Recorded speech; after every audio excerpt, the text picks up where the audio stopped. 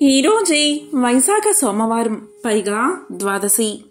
ఎంతో పవిత్రమైన విశేషమైన రోజు ఇది. మరి ఇంతటి విశేషమైన రోజు ఈ కథలను విన్నా, చదివినా, చెప్పినా, వినిపించినా జన్మల పాపాలు తొలగి కోటి జన్మల పుణ్యం వస్తుంది, సకల శుభాలు కలుగుతాయి. మరి ఆ కథ ఏంటో ఇప్పుడు ఈ వీడియోలో తెలుసుకుందాం. ఓం తత్పురుషాయ విద్మహే మహాదేవాయ ధీమహి తన్నో రుద్రః ప్రచోదయాత్. ఓ మహాదేవా, నాకు బుద్ధిని, జ్ఞానాన్ని ప్రసాదించు. అంతేకాదు నా హృదయాన్ని శాశ్వతమైన కాంతితో ప్రకాశింపచెయ్యి అని ఆ మహాశివుణ్ణి ప్రార్థించాలి. పూర్వం పాండుపురం అనే ఊళ్ళో అనేక మంది బ్రాహ్మణులు నివసిస్తూ ఉండేవారు. ఆ ఊరి పక్కనే ఉన్న మాలపల్లెలో ఒక నిరుపేద వృద్ధురాలు జీవిస్తూ ఉండేది. ఆమెను ప్రతి ఒక్కరూ కూడా గుడ్డవ్వ అని పిలిచేవారు. ఆమె గొప్ప శివభక్తురాలు.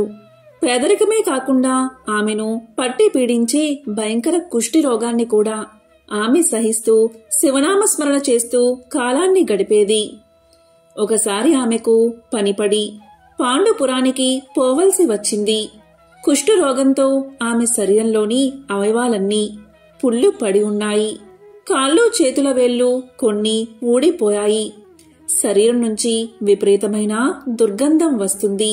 ఆమెను చూసి ఆ ఊళ్ళో బ్రాహ్మణులు జాలి తలచే బదులు తిట్టిపోశారు. అంత రోగగ్రస్తురాలివి ఊళ్ళోకెందుకు వచ్చావు? నీ వ్యాధి మాకందరికీ అంటించడానికా? మేము పిల్లా పాపలతో సుఖంగా ఉండడం నీకిష్టం లేక ఇక్కడికి వచ్చావా? ముందు ఇక్కడ్నుంచి వెళ్ళిపో అని నానా దుర్భాషలు ఆడి ఆమెను వెళ్ళగొట్టారు.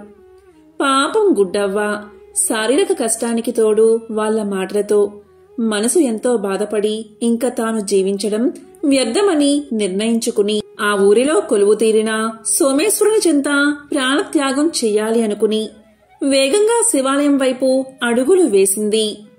ఆ బాధలో దారి తెన్నో చూసుకోక పడిపోతుంటే దోవలో రాళ్లు తగిలి శరీర అవయవాలు తెగిపోసాగాయి. కాళ్ళు వేళ్లు ఊడిపడి నడవడానికి రాక పాక్కుంటూ శివా నీవే దిక్కు అంటూ శివాలయం చేరుకుంది గుడ్డవ్వ. ఆమె భక్తికి మెచ్చిన శివుడు ప్రత్యక్షమై వరం కోరుకోమన్నాడు. అప్పుడు గుడ్డవ్వ ఇలా పలికింది, స్వామి, నీ దర్శన భాగ్యం లభించింది, ఇంకా నాకేం వరం కావాలయ్యా అంటూ శివుణ్ణి స్తుతించసాగింది. ఆమె భక్తికి ఆశ్చర్యపోయిన శివుడు ఆమె రోగాన్ని తీసేసి ఆరోగ్యవంతమైన శరీరాన్ని ప్రసాదించాడు. అంతేకాదు ఆమె కోరకుండానే ఇలా అన్నాడు, నీ రోగమంతా నిన్ను అవమానించిన వారికి పంచానులే అన్నాడు.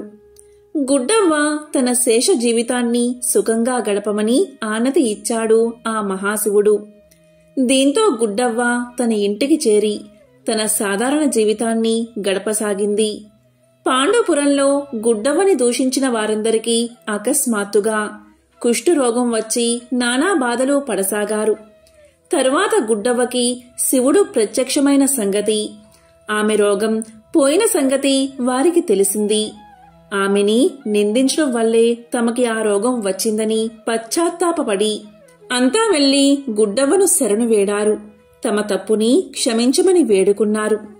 చాలా సున్నిత మనస్కురాలైన గుడ్డవ్వ శివుణ్ణి ప్రార్థించింది.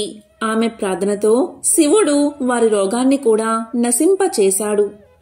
భక్తికి సౌశల్యానికి మించిన సాధన లేదని అంతా గ్రహించారు. ఎంతో విశేషమైన ఈ కథను విన్నవారికి ఆ మహాశివుడి ఆశీస్సులు లభిస్తాయి. సంపూర్ణ ఆరోగ్యం చేకూరుతుంది. ఓం త్రయంబకం యజామహే సుగంధిం పుష్టివర్ధనం ఉర్వారుకమివ బంధనాన్ మృత్యోర్ముక్ష్య నమామృతాత్. అందరికీ శక్తినిచ్చే ముక్కంటి దేవుడైన సుగంధ పరిమళం కలిగి పుష్టిని వృద్ధి చేసే 3 కన్నుల వాడైన ఓ పరమేశ్వర, నిన్ను నేను పూజిస్తున్నాను. తొడిమ నుంచి దోస పండును ఎలా వేరు చేస్తున్నావో అలాగే మృత్యువు నుంచి నన్ను వేరు చెయ్యి.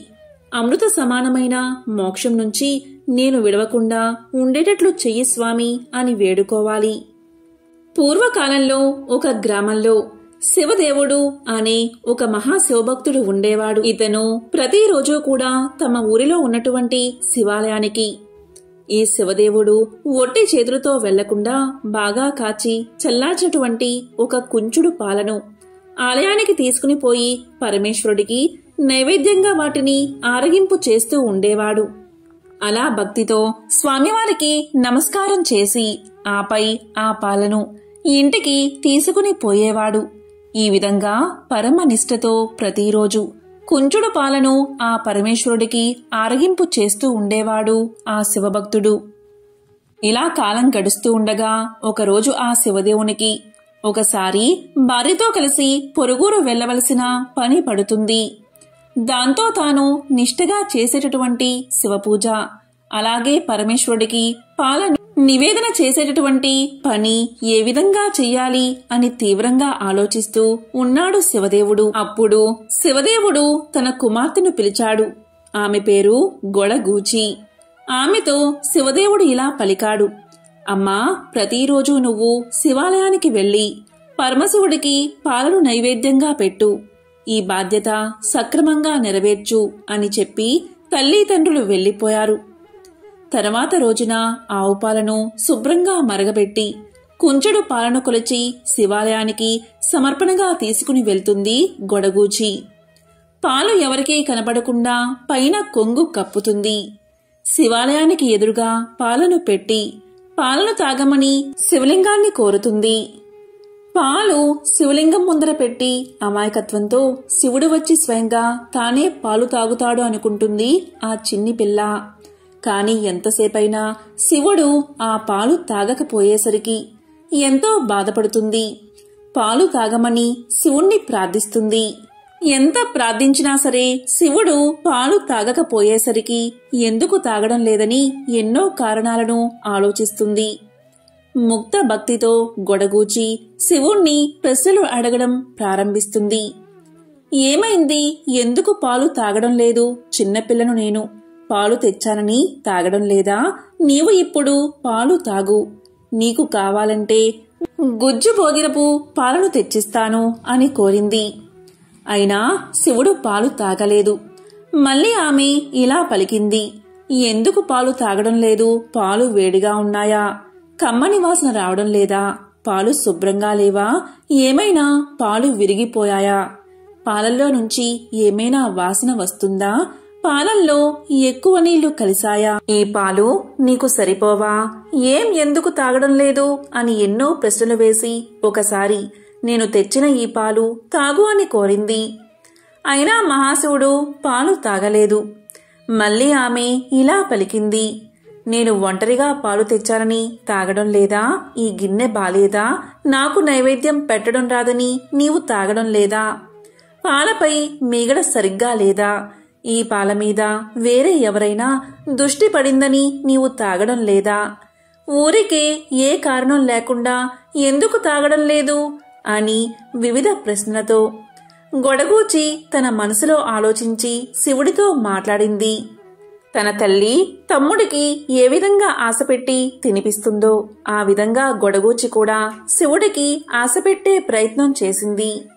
ఎలా అంటే, నువ్వు పాలు తాగితే గుజ్జన్నం తినిపిస్తా, నూనె పోలేలు తెస్తాను, కలకండ పాలనం తినిపిస్తాను అని కోరింది. నీవు పాలు తాగితే జాతరకు తీసుకువెళ్తాను, తినడానికి తీసుకువెళ్తాను, పాయసం తినిపిస్తాను, శైవులు జరుపుకుని పండుగకు తీసుకువెళ్తాను, పాలలోకి అటుకులు తెస్తాను అని ఆశపెట్టి పాలను తాగించే ప్రయత్నం చేసింది గొడగూచి. కాని శివుడి దగ్గర నుంచి ఎటువంటి జవాబు లేకపోయేసరికి ఎంతో దుఃఖంతో విలపించింది. ఎన్ని ప్రయత్నాలు జరిగినా శివుడు వచ్చి పాలు తాగకపోయేసరికి ఆమె ఎంతో బాధపడింది. ఆమె ఇలా అనుకుంది, శివుడు పాలు తాగకపోతే మా వాళ్ళు నన్ను చంపుతారు. వాళ్ల చేతిలో నేను చావడం కంటే శివుడి ముందే మరణిస్తాను అనుకుని శివలింగానికి తల ఆనించి ప్రాణాలను విడిచిపెట్టడానికి సిద్ధమైంది. ఆమె చేష్టలు ఆమె ముక్త స్వభావానికి ప్రతీక. ఇది గమనించిన శివుడు పాలు తాగాడు. దాన్ని చూసిన గొడగూచి ఆ మహాశివుడితో ఇలా పలికింది, నేను చిన్న పిల్లను అని మరీ ఇంత ఏడిపిస్తావా? మా అన్నకు చెబుతాను ఉండు అని బెదిరించి పూర్తిగా చిన్నపిల్ల మనస్తత్వాన్ని నిరూపించుకుంది. ఇలా ప్రతిరోజు శివుడికి పాలు ఇచ్చి ఇంటికి తిరిగి వెళ్తూ ఉండేది ఆ గొడగూచి. ఒకానొక సమయంలో ఊరి నుంచి వచ్చిన శివదేవుడు సరిగ్గా గొడగూచి మహాశివుడికి పాలను సమర్పించి ఇంటికి తిరిగి వెళ్తూ ఉండగా తారసపడ్డాడు. ఆమె తన కుమార్తెను చూసి తన కుమార్తె చేతిలో ఉన్న పాల గిన్నెను చూసి, తల్లి, పాలు ఏం చేశావు అని అడిగాడు. అందుకు ఆమె, శివుడే పాలు తాగాడు నాన్నగారు అని సమాధానం చెప్పింది. కాని అతను ఆమె మాటలు నమ్మలేదు. ఏంటి, అబద్ధం చెప్తున్నావా? కన్న తండ్రితో అబద్ధం చెప్పడం సరైన పద్ధతి కాదు. ఎక్కడైనా శివలింగం పాలు తాగుతుందా అని తన కూతుర్ని కసురుకున్నాడు. గొడగూచి మహాశివుడు పాలు తాగిన వ్యవహారమంతా చెబుతుంది. కాని శివదేవుడు ఆ మాటలు నమ్మడు. ఓసే పాపిష్టిదానా, నేను చేసేటటువంటి వ్రతాన్ని నేలపాలు చేశావు కదే అనే ఆగ్రహంతో తన కూతుర్ని అనరాని మాటలు అంటాడు. ఇక ఆమె ఎంత చెప్పినప్పటికీ ఆమె మాటలు నమ్మడు ఆ శివదేవుడు. మర్నాడు ఆమె తన వెంట తన తండ్రిని పరమేశ్వరుడి మందిరానికి తీసుకుని వెళ్తుంది. రోజూ మాదిరిగానే ఆ పాలను మహాశివుడి ముందు పెట్టి ఆరగించవయ్యా అని పిలుస్తూ ఉంటుంది. కాని స్వామి మాత్రం ఉలుకోలేదు, పలకలేదు. అప్పుడు శివదేవుడికి అంతులేని కోపం వస్తుంది. ఓసి, రోజూ కూడా నువ్వే తాగుతూ ఆ శివుడు తాగుతున్నాడు అని చెబుతున్నావా? మరి రోజూ తాగే ఆ మహాశివుడు ఈ రోజు ఎందుకు తాగలేదు? కనీసం చూడనైనా ఎందుకు చూడలేదు? కన్న తండ్రిని అబద్ధపు మాటలతో మోసగిస్తావా? ఎన్ని కథలు చెప్పి నన్ను మోసం చేశావే అని కూతుర్ని కోప్పడి తన కూతురుతో నీ కడుపు చీల్చి ప్రాణాలు తీస్తాను అంటూ గొడగూచి వెంట పరుగెత్తి పట్టుకోబోయాడు. దాంతో ఆమె భయంతో వణికిపోతూ మహాశివుడి దగ్గరకు చేరి గట్టిగా ఏడుస్తూ ఓ లింగమూర్తి, ఓ లింగమూర్తి అంటూ లింగ స్వరూపాన్ని గట్టిగా పట్టుకుంటుంది. ఇదిగో నేనున్నాను అంటూ భయపడుకు అంటూ అత్యంత దయతో ఆ మహాలింగమూర్తి పాప మీద ఉన్నటువంటి వాత్సల్యంతో తన వక్షస్థలాన్ని తెరుస్తాడు. పాప అందులోకి చొరబడుతుంది. తండ్రి వెంటపడుతూ పాప వెంట్రుకలను చిక్కించుకుంటాడు. ఎక్కడికి పోతావే అంటూ శివదేవుడు వెనుక పడినా ఆ దివ్యలింగం ఆ పాపను తనలో ఐక్యం చేసుకుంటుంది. ఎంతో నిశ్చలమైనది, నిర్మలమైనది గొడగూచి యొక్క భక్తి. అందుకే ఆ పరమేశ్వరుడు శివభక్తుణ్ణి కాదని అతని బిడ్డకు దర్శనం కల్పించాడు, తనలో ఐక్యం చేసుకున్నాడు. ఇంతకన్నా నిదర్శనం ఏముంటుంది? ఆ మహాశివుడి లీలలు ఎంతో విశిష్టమైనవి. ఎంతో పవిత్రమైన విశేషమైన ఈ కథను విన్నా, చదివినా, చెప్పినా, వినిపించినా ఆ మహాశివుడి పరిపూర్ణ అనుగ్రహం లభిస్తుంది. ఒకానొక కాలంలో కాంచీపురంలో చిరుతొండ నంబి అనే వైశ్యకుల శేఖరుడు ఉండేవాడు. అతను అఖండ శివభక్తి తత్పరుడు. ఆయన భార్య తిరువెంగ నాంచి. ఆ పుణ్య దంపతులు జంగమ ఆరాధన తత్పరులు. వారి పుత్రుడు సిరియాలుడు. చిరుతొందడు పూర్వజన్మ వాసనా విశేషం చేత ఏకామ్రనాథుణ్ణి ఆరాధిస్తూ జంగమ్మ ప్రమదలకు అడిగిన పదార్థం లేదనక సదా అన్నదానం చేసేవాడు. ఒకనాడు పరమశివుడు పార్వతీదేవికి చిరుతొండని భక్తి ప్రభావం నిరూపించాలి అనుకున్నాడు. నిత్యాన్నదానశీలుడైన చిరుతొండ నంబికి ఒకనాడు ఒక్క శివయోగి కూడా కనిపించలేదు. తిరిగి తిరిగి చివరకు కాంచీపురం ఊరి బయట ఉన్న పాడుబడిన గుడికి వెళ్లాడు అతను. అక్కడ గర్భమండపంలో ఒక వృద్ధుడు అతనికి సేవ చేస్తున్న ముసలి అవ్వ కనిపించారు. అప్పుడు చిరుతొండ నంబి ఆ దంపతులకు ప్రణామం చేసి ఇలా పలికారు. మీరు చూస్తే సాక్షాత్తు పార్వతీ పరమేశ్వరులాగా కనిపిస్తున్నారు. మీరు మా ఇంటికి వచ్చి శివార్చన అందుకుని మమ్మల్ని చరితార్థుల్ని చెయ్యండి అని ప్రార్థించాడు. అప్పుడు ఆ వృద్ధుడు ఇలా పలికాడు. 7 రోజుల నుంచి నిరాహార వ్రతం పూని ఉన్నాను నేను. ఆ వ్రతానికి ఉద్యాపనం పశుపహారం అంటే యాగ పశువుగా నరుడు తప్ప మరొకడు పనికిరాడు. సుందరుడు రోగ విహీనుడు అయిన చిన్న పిల్లవాణ్ణి తల్లిదండ్రులు వండి మాకు వడ్డించి మాతో పాటు భోజనం చెయ్యాలి అన్నాడు ఆ వృద్ధుడు. దీంతో చిరుతొండడు ఇంటికి వెళ్లి విషయమంతా భార్యకు తెలియజేశాడు. అప్పుడు ఆమె నవ్వి ఇలా పలికింది, స్వామి, మన శరీరార్థ ప్రాణాలకు కర్తలు ఆ శివయోగీశ్వరులే కదా. వారి సొమ్ములు వారికి సమర్పించడానికి మనకి ఆలోచన ఎందుకు అని పలికింది. వెంటనే శివయోగిని తీసుకురావడానికి బయలుదేరాడు చిరుతొండడు. అంతకుముందే శివుడు మరొక వేషంలో గురువుగారి ఇంటిలో పాఠాలు చదువుకుంటున్న సిరియాలుని దగ్గరకు చేరుకున్నాడు. ఆ జటాధారిని చూడగాని సిరియాలుడు ఎదురుగా వెళ్లి సాష్టాంగ నమస్కారం చేశాడు.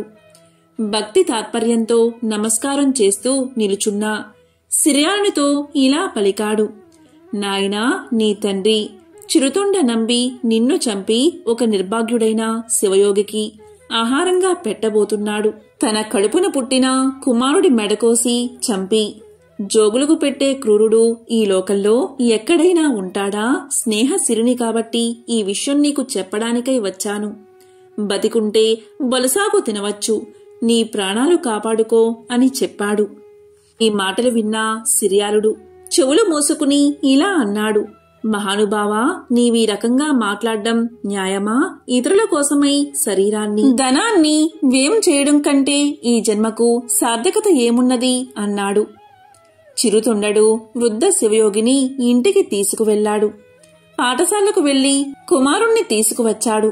కుమారుణ్ణి తొడమీద కూర్చోబెట్టుకుని ఇలా పలికాడు తండ్రి, నాయనా సిరియాల, ఎల్లప్పుడూ పంచాక్షరి మంత్రమే జపిస్తూ ఉండు అని పలికి కత్తితో అతని శిరస్సును ఖండించాడు. ఒక్క వేటుతో కింద పడిపోయిన సిరియాలుడి శిరస్సు నమశివాయ నమశివాయ నమశివాయ అని మంత్రాన్ని పఠిస్తుంది. భోజనశాలలో వంట సిద్ధమైనది.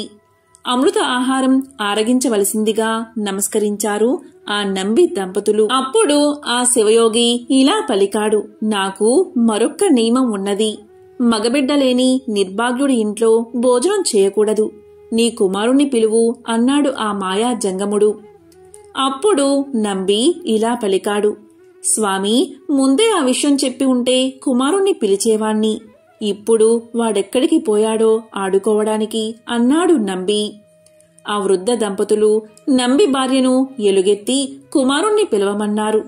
వెంటనే నంబి భార్య రారా రారా కుమారా అని దిక్కులు ప్రతిధ్వనించేటట్లు పిలిచింది. అలా పిలవగానే మరుక్షణమే ఆకులలో ఉన్న శాఖపాకాల నుంచి సిరియాల కుమారుడు వారి ముందు నిలిచాడు. పరమశివుడు భస్మదేహంతో నాగాలంకార భూషణుడై అర్ధచంద్రాకృతితో సాక్షాత్కరించి సశరీరములతో కైలాసానికి రమ్మని వారిని ఆహ్వానించాడు. అంత చిరుతొండడు ఇలా పలికాడు, స్వామి, నీ దయవల్ల 1000 గోత్రములకు చెందిన మా వైశ్యులందరూ ఈ కంచి పట్టణంలో ఈశ్వర ఆరాధన చేస్తూ ఉన్నారు. వారందరినీ విడిచిపెట్టి నేనొక్కడినే రాలేను. ఇంతమందిని కైలాసానికి రమ్మంటే వస్తాను అన్నాడు. అప్పుడు శంభుడు కరుణించి కంచిలో ఉన్న వైశ్యులందరూ కైలాసానికి వచ్చేటట్లు వరాన్ని ప్రసాదించాడు. కన్న కుమారుణ్ణి కూడా బలిచేయడానికి వెనుదీయకుండా తనతో పాటు స్వజనానికి కూడా మోక్షం ఇప్పించిన చిరుతొండ నంబి పరోపకారార్థమై తన శరీరమే దానం చేసిన సిరియాలుడు శైవ భక్తుల్లో అగ్రగణ్యులు. ఎంతో పవిత్రమైన విశేషమైన ఈ కథను విన్న వారికి మోక్షం కలుగుతుంది. పూర్వకాలంలో కంబా అనే పట్టణంలో దీపక దలియారు అని ఒక శివభక్తుడు ఉండేవాడు. అతను ఒకసారి వేరే పని మీద ఇంకొక గ్రామానికి వెళ్లాల్సి వచ్చింది. దోవ మధ్యలో ఒక అడవి, దానిలో ఒక పాడుబడ్డ శివాలయాన్ని చూశాడు అతను. అది చూసి అతని ఆలోచనలు పరిపరి విధాలా పోయాయి. ఇదేమి వింత, శివుడి అరణ్యం మధ్యలో ఎందుకు ఉన్నాడు? శత్రువుల వల్ల ఇతనికేమీ అపాయం వస్తుందో? అసలే ఎప్పుడూ త్రిపురాసురులు వగైరా పెద్ద పెద్ద రాక్షసులతోనే శత్రుత్వం ఏర్పరచుకుని వాళ్ళని చంపేస్తూ ఉంటాడు. ఈయనకేమో దయాలువు అని పెద్ద పేరు. మరి ఇలాంటి రాక్షసుల్ని చంపి వాళ్ళతో విరోధం తెచ్చుకోవడం ఎందుకు? రాక్షసులు మహాబలవంతులు, వారితో విరోధం మంచిది కాదు. అటువంటి విరోధులు ఉన్న ఇతడు కారు చీకట్లు కమ్మి ఇలాంటి దట్టమైన అడవిలో ఎవరి సహాయం లేకుండా ఒక్కడూ ఉండవచ్చా? పైగా ఈ గుడి కూడా శిథిలమైపోయినది. గోడలు అస్సలు గట్టిగా లేవు, తలుపులు ద్వారబంధాలు లేవు. చుట్టూ ప్రాకారం కూడా లేదు, పార్వతీదేవి ఉండే చోటు కూడా లేదు. ఇలాంటి పాడుబడిన గుడిలో ఏ పూజా పునస్కారం లేకుండా ఇలా ఉండే అవసరం ఈయనకేం వచ్చింది అనుకున్నాడు. కొంచెం ఆలోచించి, సరే, ఇక్కడ ఒక పెద్ద గోపురంతోనూ చుట్టూ ప్రాకారంతోనూ నేను పట్టుబట్టి ఒక మంచి ఆలయాన్ని నిర్మిస్తాను అనుకుని తిరిగి తన గ్రామానికి పోయి తన ఆస్తినంతా అమ్మి ఆ డబ్బు తీసుకువచ్చి అక్కడ ఒక గొప్ప ప్రాకారం కట్టించి దాని మధ్య ఒక పెద్ద ఆలయం అన్ని హంగులతోనూ నిర్మించి పార్వతీదేవికి కూడా ప్రత్యేకించి ఆలయం నిర్మించాడు.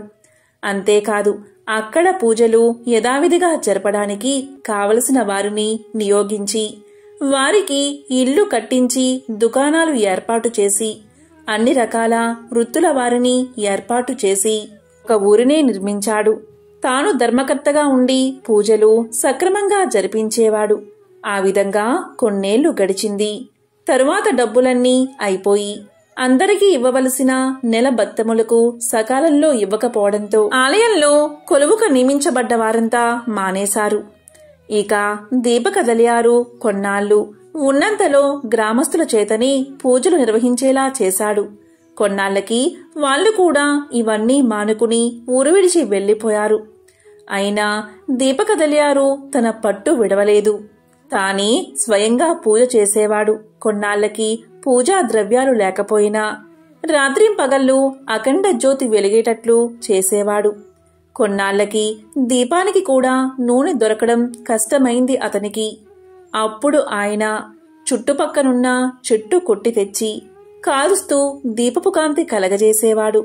అవి కూడా అయిపోయాక తాను కట్టించిన ఇళ్ల యొక్క పై కప్పును, దూలాన్ని, వాసములను, ద్వార బంధాలను ఏ చెక్క దొరికితే దానిని తీసుకొచ్చి దీపంలాగా వెలిగించేవాడు.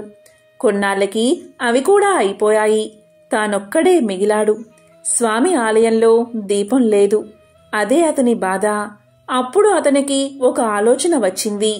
తన జుట్టంతా పైకి కట్టుకుని దాని కొనలకు నిప్పు అంటించి అది వెలుగుతూ ఉండగా గుడి చుట్టూ తిరగసాగాడు.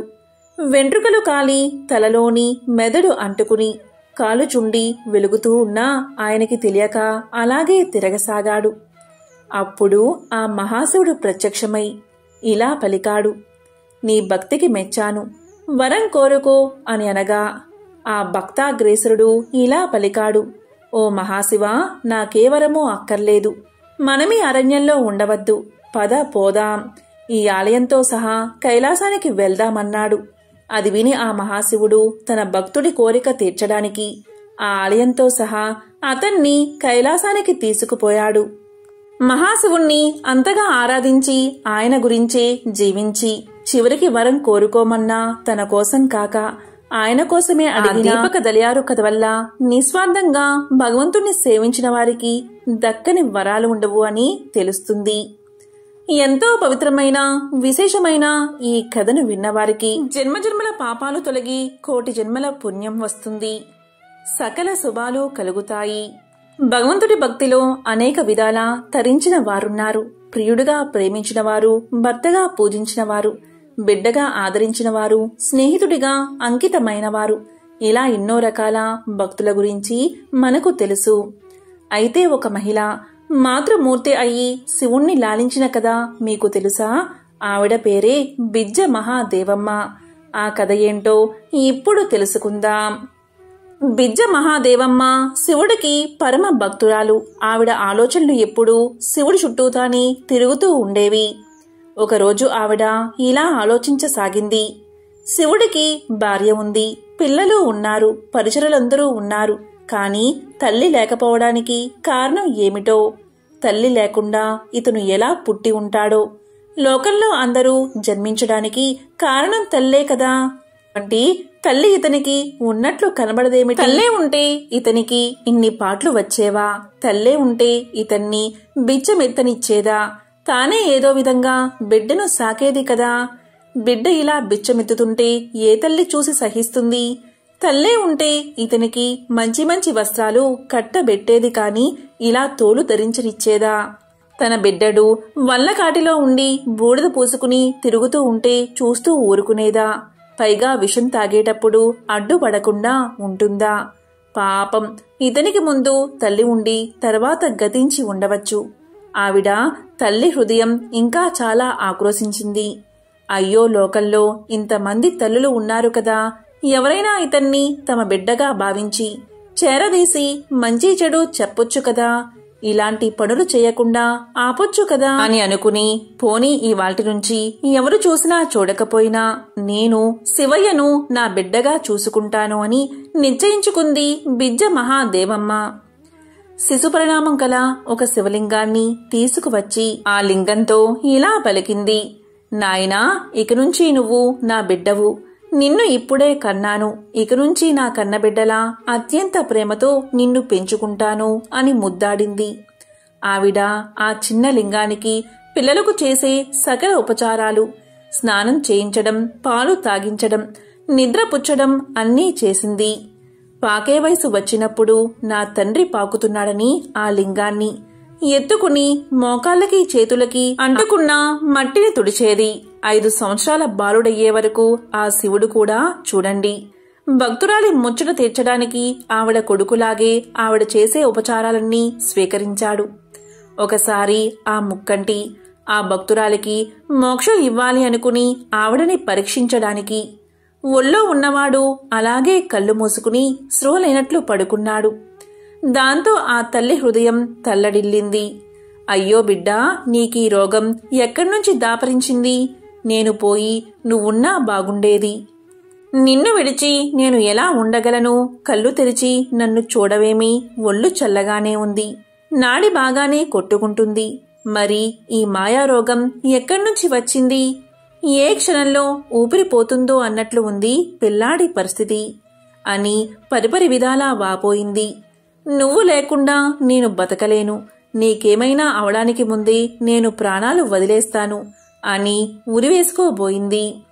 ఇంతలో పరమేశ్వరుడు తన పరివారంతో ప్రత్యక్షమై ఇలా పలికాడు: అవ్వా, నిన్ను ఉద్ధరించడానికి నేను ప్రత్యక్షం అయ్యాను.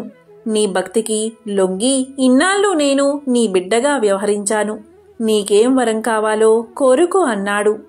దానికి ఆ అమాయకపు తల్లి తన బిడ్డ ఎదురుగుండా ఉండి మాట్లాడుతున్నాడు అనుకుని, నా తండ్రి, నాకే వరమూ అక్కర్లేదు. నీకే రోగమూ లేకుండా చిరంజీవివై నా కళ్ళ ఎదుట కలకలాడుతూ లోకోద్ధరణ చేయడమే నాకు కావాలి అంది. అప్పుడు ఆ సాంబశివుడు చిరునవ్వు నవ్వుతూ ఇలా పలికాడు: అవ్వా, నువ్వు తల్లివై నన్ను సంరక్షిస్తూ ఉండగా నాకు జబ్బేమి ఉంటుంది? నాకే అస్వస్థత లేదు. నువ్వేమీ అలాంటి అనుమానం పెట్టుకోవద్దు. నువ్వు కోరినట్లు నేను సదా నీ కళ్ళ ఎదుట కనబడుతూ ఉంటాను.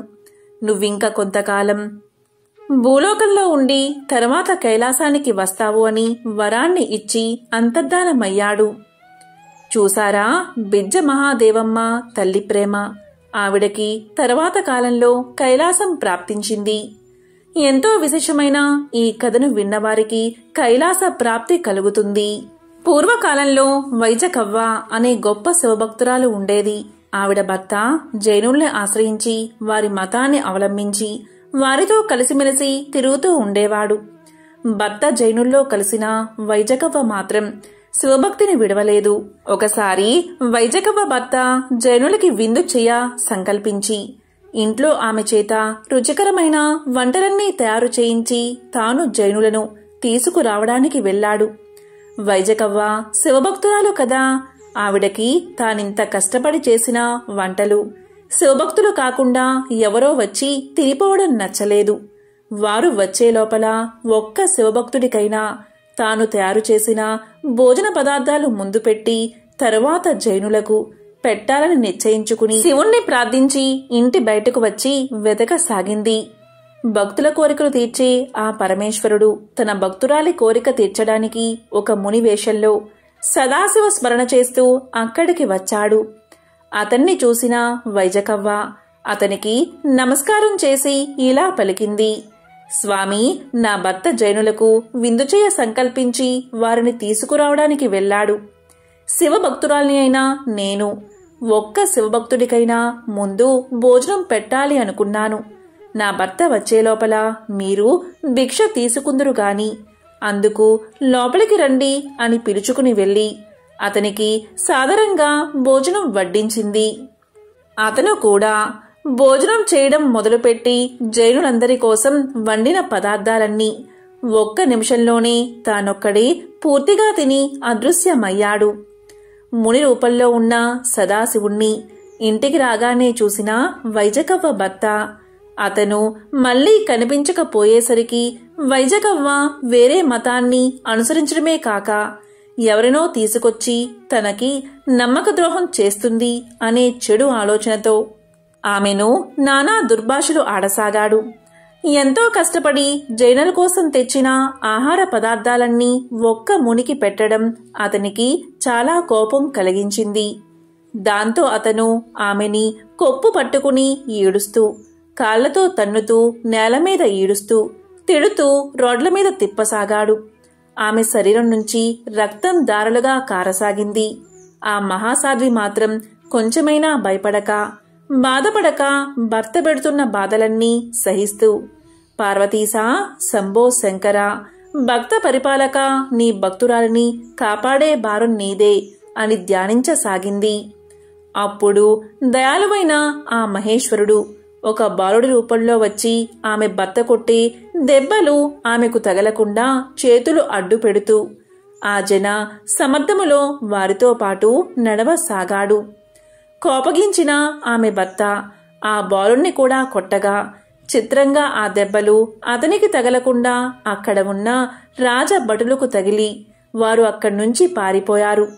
ఇదంతా చూస్తున్న ఒక జైన భక్తుడు వైజకవ్వ భర్తను ఆపి ఇలా పలికాడు, ఆమె గొప్ప భక్తురాలు, అందుకే నువ్వు కొట్టే దెబ్బలు ఆమెకు తగలడం లేదు. అనుమానంతో ఎందుకు ఆమెను బాధపెడతావు? నీకు ఇష్టం లేకపోతే ఆమె ఇష్టం వచ్చినట్లు వెళ్ళనివ్వు, కాని ఇలా బాధించకు అని నచ్చ చెప్పాడు. వైజకవ్వని కూడా సముదాయించాడు. అమ్మా, నీ మగడు నిన్ను అంగీకరించకపోతే నీ ఇష్టం వచ్చిన చోటికి వెళ్ళిపో అని ఆమెని భర్త నుంచి విడిపించాడు. దీంతో వైజకవ్వ ఇలా పలికింది, ఈ రాత్రివేళ ఎక్కడికి వెళ్తాను అని ఆలోచిస్తూ నడుస్తూ ఉండగా ఒక జైన దేవాలయం కనబడింది. ఆ చీకటిలో దాన్ని శివాలయంగా భావించి లోపలికి వెళ్లి దుఃఖం ఆగక ఒక జైన శిల్పాన్ని శివలింగం అనుకుని కౌగలించుకుని తన దుఃఖాన్ని చెప్పింది. ఆశ్చర్యం ఏంటి అంటే ఆ జైన దేవాలయం శివాలయంగా మారిపోయింది. ఆ జైన ప్రతిమ శివలింగంగా మారింది. అది భక్తి మహిమ. పూర్వకాలంలో మహేంద్ర మంగళపురం అనే గ్రామంలో అర్యమాఖ్యుడు అనే ఒక వీర శైవభక్తుడు ఉండేవాడు. ఆయనకి ఎవరైనా సరే తన ముందు శివనామం తప్ప ఇంకొకటి పలకరాదు. అలా పలికిన వారి శిరస్సు ఖండిస్తాను అనే భీకర వ్రతం ఆయనకి ఒకటి ఉంది. ఒకసారి వారి ఇంటికి ఒక బ్రాహ్మణ భిక్షువు శివనామ ఉచ్చరణ చేస్తూ భిక్షకి వచ్చాడు. ఈయన కూడా భిక్ష తీసుకువెళ్లి భిక్షకుడి జోలెలో వేస్తూ ఉండగా పొరపాటున కొంత అన్నం కింద పడింది. వెంటనే ఆ భిక్షకుడి నోటి నుంచి వేరే దైవం పేరు వచ్చింది. దానికి భక్తుడు కోపగించి తన వ్రత నియమానుసారం అక్కడ దొరికిన ఒక తెడ్డుతో ఆ భిక్షకుని పొట్టలో పొడవగా అతను చనిపోయాడు. అది చూసిన వారంతా ఇతనికి ఇంత అతిశయమా? భిక్షకి వచ్చిన బ్రాహ్మణుణ్ణి చంపుతాడా? దీనికి తగిన శిక్ష పడవలసిందే అని రాజుగారికి ఫిర్యాదు చేశారు. రాజు కూడా అతన్ని పిలిచి విచారించాడు. దానికి అతను ఇలా పలికాడు, రాజా, నేనెందుకు అలా చేశానో ఆ శివుడికే తెలుసు, కాని మీకు తెలీదని చెప్పాడు. దీంతో రాజు కోపగించి ఆ చచ్చిన బ్రాహ్మడితో పాటు ఇతన్ని కూడా చంపమని భటుల్ని ఆజ్ఞాపించాడు. దీంతో రాజభటులు అరిమాఖ్యుణ్ణి చంపడానికి తీసుకుని వెళ్తూ ఉండగా అరిమాఖ్యుడు, నన్ను చంపడానికి ఆ ఈశ్వరుడే కర్తగాని మీరు చంపగలరా? నేను మీ చేతిలో చచ్చేవాడినా అని పలుకుతూ దోవలో కనపడిన ఒక శివాలయంలోకి వెళ్లిపోయి శివుణ్ణి పరిపరి విధాలా ప్రార్థించసాగాడు. శివా, నీ వీరశైవ మతస్థుడను నేను. నా శబదము భంగం కాకుండా అన్య దైవాన్ని స్మరించిన అతన్ని బ్రాహ్మణుణ్ణి నేను అనుమానం కూడా లేకుండా చంపి నా వ్రతపాలనం చేసుకున్నాను. ఈ బ్రాహ్మణులంతా నేను చేసింది అపరాధమని నన్ను చంపడానికి వస్తున్నారు. నువ్వే నన్ను కాపాడాలి, నువ్వే శరణు అని ప్రార్థిస్తూ ఉండగా శివుని ఉదరము విచ్చుకుని శివుడి పలుకులు వినిపించాయి. మహాశివుడు ఇలా పలికాడు, ఓ వీరశైవ భక్తుడువైన నువ్వు ఆ బ్రాహ్మణుడితో చావలసిన అవసరం లేదు, నా ఉరమున ఉండు అని శివుడి ఉరము విచ్చుకోగా అర్యమాఖ్యుడు దానిలో చొరబడ్డాడు. లింగం మళ్ళీ మామూలుగా అయిపోయింది. అర్యమాఖ్యుని ఉత్తరీయము లింగం పైన శివుడి ఆభరణాల మీద కప్పబడి ఉంది. రాజభటులు ఎంత వెతికినా అతన్ని కనుగొనలేక వెళ్లి రాజుకా విషయం చెప్పారు. ఈ విధంగా ఆ మహాశివుడు అర్యమాఖ్యుణ్ణి తనలో లీనం చేసుకున్నాడు.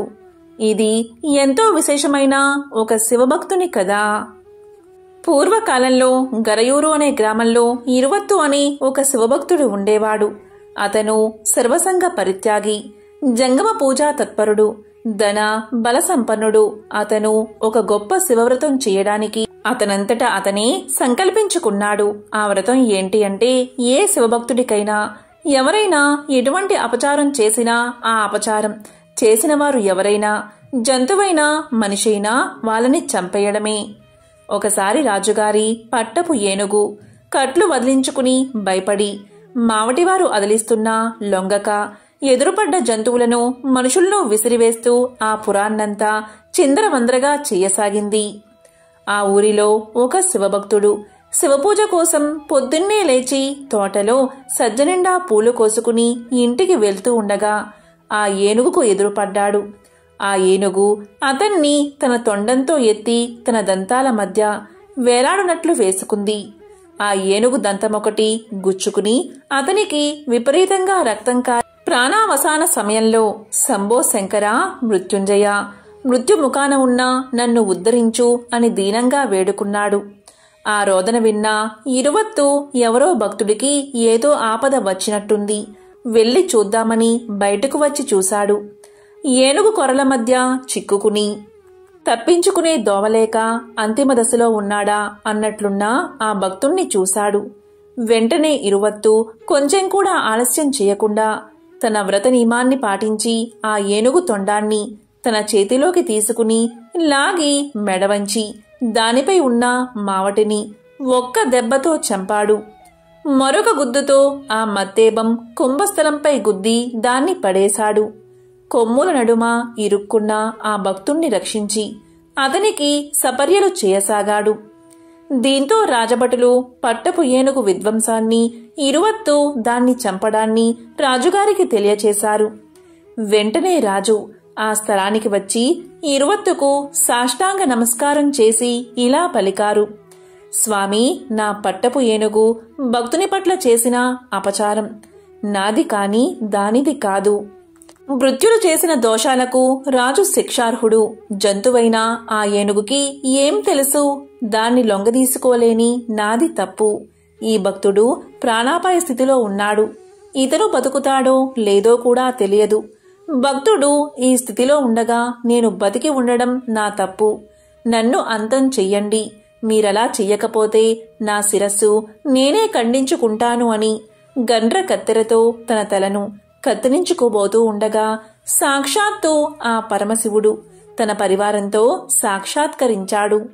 సాక్షాత్కరించి రాజు భక్తికి మెచ్చుకుని నీ భక్తి సాహసాలకి నేను ఎంతగానో సంతోషించాను అని ఇరువత్తు వంక చూసి నీ ప్రతినకు రాజభక్తి సాహసాలకు నేను సంతోషించాను. నువ్వు రాజు కావలసిన వరాలు కోరుకోండి అన్నాడు మహాశివుడు. ఇరువత్తు అంతకుముందే చచ్చిన ఏనుగును మావటివాణ్ణి బతికించమని ఆ భక్తుడికి ఆరోగ్యాన్ని ప్రసాదించమని కోరాడు. ఇరువత్తుగాని రాజుగాని తమ కోసం ఏ కోరికలు కోరలేదు. భగవంతుడు వారికి సద్యో మోక్షమిచ్చి మీరీ లోకంలో సుఖంగా బతికి తరువాత నా లోకానికి వచ్చి నా గణములో చేరతారని వరాన్ని ఇచ్చి అంతర్ధానమయ్యాడు. శివుణ్ణి ప్రసన్నం చేసుకోవడం తేలిక, అందుకే భక్తవ శంకర అని ఆయన్ని పిలుస్తారు. ఎంతో పవిత్రమైన విశేషమైన ఈ రోజు ఈ కథలను విన్నా, చదివినా, చెప్పినా, వినిపించినా జన్మల పాపాలు తొలగి కోటి జన్మల పుణ్యం వస్తుంది. సకల శుభాలు కలుగుతాయి. ఓం నమః శివాయ. ఓం నమో నారాయణాయ.